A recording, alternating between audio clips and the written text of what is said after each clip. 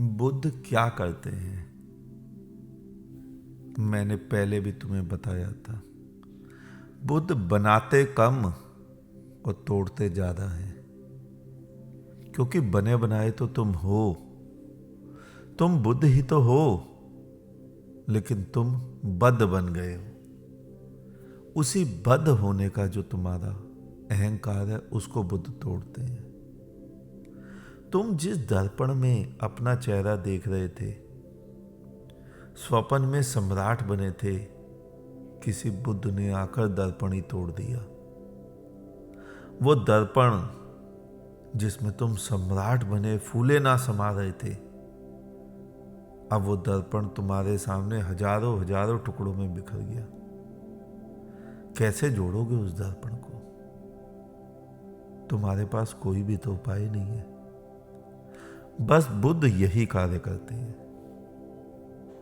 बुद्धों का काम बनाना कम और विध्वंस ज्यादा है।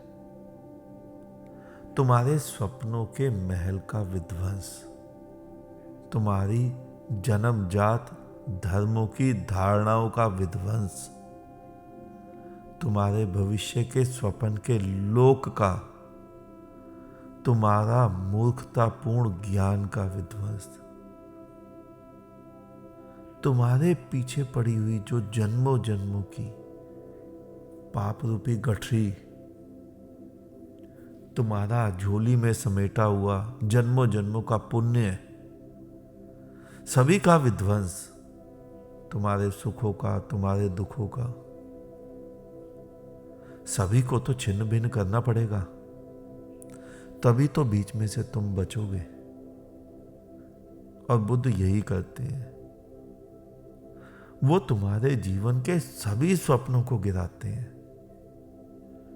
बुद्धों के शब्दों के बाण सीधा सीधा तुम्हारे हृदय की तरफ चलते हैं, तो ताकि तुम्हारे हृदय को छलनी कर सके, बीच में से धड़कता हुआ हृदय निकल सके, ऊपर के कचरे को हटा सके।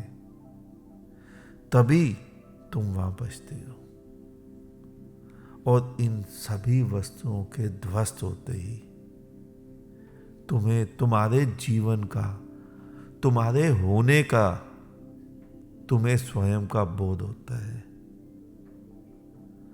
वरना तो तुम इसी दुख को, इसी दरिद्रता को, कल्पनाओं को ही अपना जीवन माने रहते हो। मानते हो ना तुम कि तुम पापी हो। श्लोक तुम ही तो रटते हो, पापो हम पाप कर्मा हम। बुद्ध यही कार्य करते हैं। बुद्ध यही तुम्हारी गठरियां तोड़ते हैं, छुड़ाते हैं, फेंकते हैं, छलनी छलनी कर देते हैं। तभी तुम्हें पता चलता है कि तुम कुछ और हो। लेकिन यह होता कब है? जब तुम किसी बुद्ध के पल्ले पड़ जाते हो, तभी यह कायाकल्प होता है। जब तुम किसी बुद्ध के पल्ले पड़ते हो तो तुम्हारा कायाकल्प निश्चित ही है। कुछ अलग ही घट जाता है तुम्हारे भीतर। रात को एक अच्छा भला हिंदू सोया था, एक अच्छा भला मुसलमान सोया था, सिख सोया था, ईसाई सोया था। सुबह उठा पागल। वो पागल बन गया, वो बुद्ध बन गया।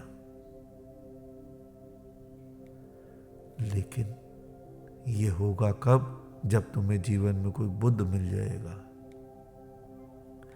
और जो तुम दौड़ बना रहे हो ना ईश्वर की, जिस दिन किसी बुद्ध को देख लोगे, उसी दिन तुम्हें बुद्ध में पूरा पूरा परमात्मा नजर आने लगेगा। और जिस क्षण तुम पर भी बुद्धत्व का रंग चढ़ेगा, तुम भी बुद्ध बनोगे, तो पाओगे कि जहां बुद्ध खड़ा था, वहीं 2 क्षण बाद परमात्मा खड़ा है। और बुद्ध बनते ही तुम भी उसी स्थान पर स्वयं को खड़ा पाओगे। तुम पाते हो कि बुद्ध में, परमात्मा में और तुम में, तीनों में रत्ती भर का भी भेद नहीं है। वास्तव में बुद्ध के रूप में तुम स्वयं को ही देखते हो, जैसे दर्पण में अपनी तस्वीर देखते हो, वैसे ही बुद्ध के रूप में तुम ही होते हो, परमात्मा के रूप में भी तुम ही होते हो। केवल किसी बुद्ध के मिलने की प्रतीक्षा है।